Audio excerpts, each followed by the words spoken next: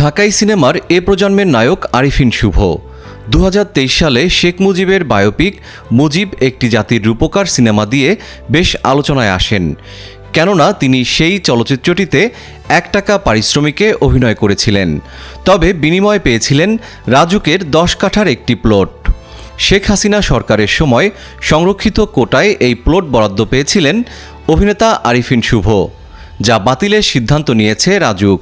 শুভর পাশাপাশি মুজিব সিনেমার প্রযোজক লিটন হায়দারের প্লটও বাতিল হচ্ছে। সংরক্ষিত কোটায় এই প্লট পান শুভ। সংরক্ষিত কোটা 13A ধারা অনুযায়ী রাজুক এলাকায় নিজস্ব প্লট বা ফ্ল্যাট নেই এমন সংসদ সদস্য, বিচারপতি, মুক্তিযোদ্ধা, রাজনীতিবিদ, সরকারি বেসরকারি কর্মকর্তা এবং যারা রাষ্ট্রীয় গুরুত্বপূর্ণ কাজে অবদান রেখেছেন তারা এ ধারায় প্লট পাবেন।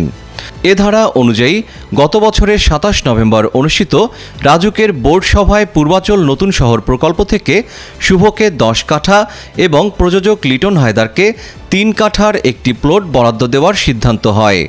এরপর এ প্লটের বিপরীতে শুভ সরকার নির্ধারিত টাকা জমা দিয়ে একটি চুক্তিপত্র গ্রহণ করেন, কিন্তু সময় স্বল্পতার কারণে তিনি এ প্লটের রেজিস্ট্রেশন বা নিবন্ধন করে নিতে পারেননি।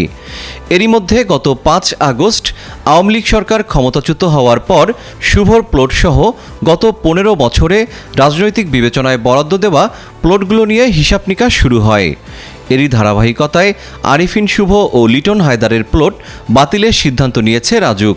আরিফিন শুভর প্লট বাতিলের বিষয়টি নিয়ে রাজুকের চেয়ারম্যান জেনারেল অবসরপ্রাপ্ত মোহাম্মদ সিদ্দিকুর রহমান সরকার বলেন, বিভিন্ন সময় সাবেক প্রধানমন্ত্রীর কার্যালয় থেকে সংরক্ষিত কোটায় বরাদ্দ করা প্লট বাতিলের উদ্যোগ নেওয়া হয়েছে। তারই অংশ হিসেবে মুজিব একটি জাতির রূপকার সিনেমা করে আলোচনায় আসা অভিনেতা আরিফিন শুভকে বরাদ্দ দেওয়া রাজুকের প্লটটি বাতিলের সিদ্ধান্ত নিয়েছে কর্তৃপক্ষ। তবে সাধারণ নিয়মে বরাদ্দ কোনো প্লট বাতিল হচ্ছে না। ভারতীয় উপমহাদেশের খ্যাতিমান নির্মাতা শ্যাম বেনেগালের নির্দেশনায় কাজ করেছিলেন আরিফিন শুভ। মুজিব একটি জাতির রূপকার ছবির পর্দায় তিনি বঙ্গবন্ধু শেখ মুজিবুর রহমানের চরিত্রে অভিনয় করেছিলেন। ছবিতে অভিনয়ের জন্য পারিশ্রমিক হিসেবে মাত্র ৳1 নিয়েছিলেন তিনি। তবে চরিত্রটি পর্দায় ফুটিয়ে তোলার পুরস্কার হিসেবে তাকে বিশেষ ব্যবস্থায় দেওয়া হয় 10 কাঠা প্লট, যার বাজার মূল্য 10 কোটি টাকারও বেশি।